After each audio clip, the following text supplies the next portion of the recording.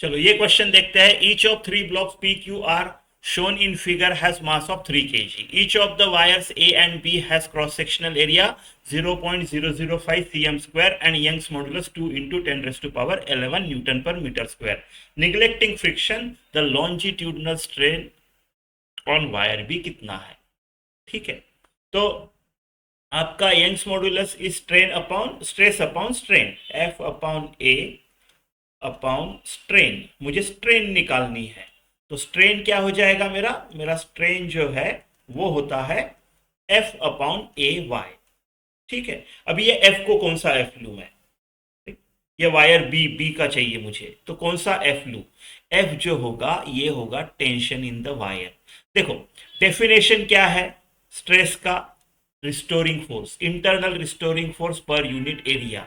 अगर आप किसी वायर को पकड़ के खींच रहे हो, फोर्स लगा रहे हो, तो रिस्टोरिंग फोर्स क्या है? टेंशन ही है ना, tension in this wire. Tension in this wire will be the restoring force, correct? Right, तो टेंशन इज नथिंग बट आपका inter molecular forces, right? Electromagnetic force, tension is nothing but that. तो by definition जब आप पुल कर रहे हो और जब आप टेंसाइल लॉन्जिट्यूडनल की बात कर रहे हो, वो केस में जब आप पुल कर रहे हो, जब आप लॉन्जिट्यूडनल टेंसाइल वाले की बात कर रहे हो, तो आपका टेंशन है इंटरनल रिस्टोरिंग फोर्स। तो टेंशन पर यूनिट एरिया होगा स्ट्रेस। स्ट्रेस जो होगा वो आपका टेंशन पर यूनिट एरिया। जो फोर्स है इसमें टेंशन लेना है मेरे को, टी अपॉन ए वाई।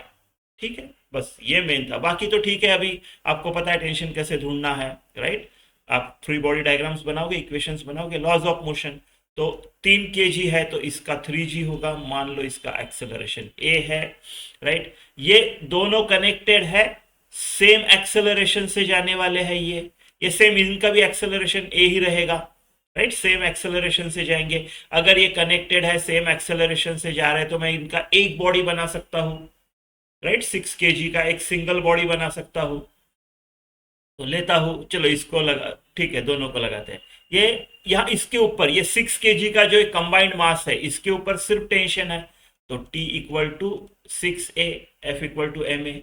और इसका अगर निकालू मैं फ्री बॉडी डायग्राम, तो 3g minus T is equal to 3a। बस सॉल्व करो इसको। चलो t के जगह 6a लिख देते हैं, 3g minus 6a is equal to 3a। 3g is equal to 9a और a is equal to g/3, ऐसा। तो t क्या आएगा? 6a, 6 into which is 2g यानी 20 न्यूटन।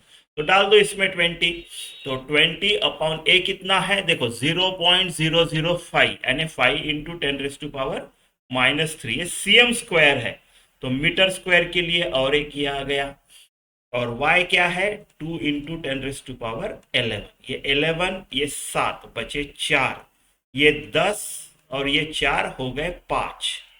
तो ये हो गया 20 इंटू 10 रेज टू पावर 5 -5। -4 में चाहिए, तो क्या हो गया फिर? 2 इंटू 10 रेज टू पावर -4। क्या किया मैंने? 10 से डिवाइड किया और फिर इधर 10 से मल्टीप्लाई भी कर दिया। तो ये वाला 2 आएगा ये ब्लैंक में।